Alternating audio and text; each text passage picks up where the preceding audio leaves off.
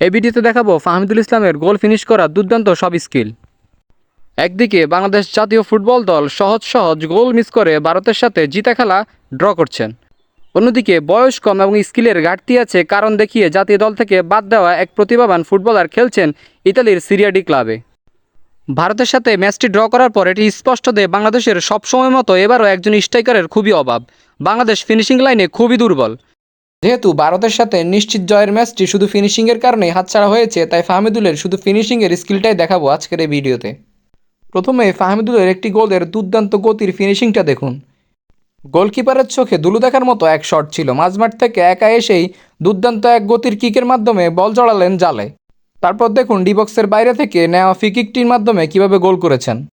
কি অসাধারণ ফ্রিকিকে কি অসাধারণ ফিনিশিং করেছেন দেখুন। এবার আবারও মাঝমাঠ থেকে বল নিয়ে একাই চলে যাচ্ছেন ডিফেন্স ভেঙে। দেখুন আরও একটি দূরপাল্লার শটে ফিনিশিং, কি অসাধারণ ছিল শটটি। চোখের পলকে যেন গোল হয়ে গিয়েছে। কয়েক বছর আগে যিনি এত সুন্দর দুর্দান্ত ফিনিশিং করতেন, চিন্তা করুন এখন তার ফিনিশিংয়ের স্কিল কতটা ডেভেলপ হয়েছে। অনেকেই বলছেন ফাহমিদুল খেলে ইতালির চতুর্থ লিগে, তার অত স্কিল ভালো হবে না, সে অত ভালো খেলোয়াড় হবে না। কিন্তু লিগ ছোট হলেই যে প্লেয়ার ছোট সেটা ভাবা নিতান্তই বোকার কাজ। একবার তার শটগুলোকে বাংলাদেশি খেলোয়াড়দের সাথে তুলনা করে দেখবেন।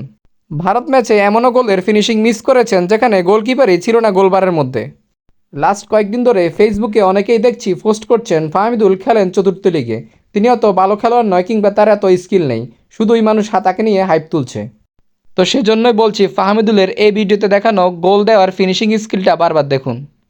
কি অসাধারণ তার শট নেওয়ার দক্ষতা, কি দুর্দান্ত তার টেকনিক। বাংলাদেশে তো অভাবই এমন একজন ফিনিশারের, এমন একজন উইঙ্গারের। বছরের পর বছর শুধুমাত্র ফিনিশিংয়ের অভাবের কারণে হেরে যাওয়া বাংলাদেশের অভাব মেটাতে পারত ফাহমিদুল ইসলাম। ভারতের সাথে ম্যাচটি দেখার সময় যতবারই বল স্ট্রাইক প্রান্তে গিয়েছে মনে পড়েছে সেই উইঙ্গারের কথা, আমাদের সেই ফাহমিদুল ইসলামের কথা। বাংলাদেশ দলের সাথে ট্রেনিং করতে এসেই প্র্যাকটিস ম্যাচে দিয়েছিলেন 3 গোল।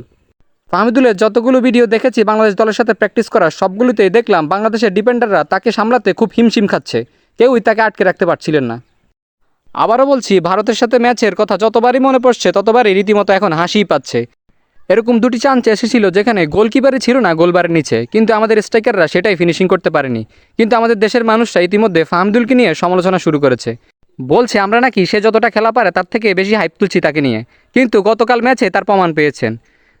তবে এখন আর এত কথা নয়, শুধু চাই ফাহমিদুলকে দলে ফিরিয়ে আনার, ব্রিং ব্যাক ফাহমিদুল। তো বাংলাদেশ ফুটবলের সকল আপডেট পেতে চ্যানেলটি সাবস্ক্রাইব করে সবসময় পাশে থাকবেন।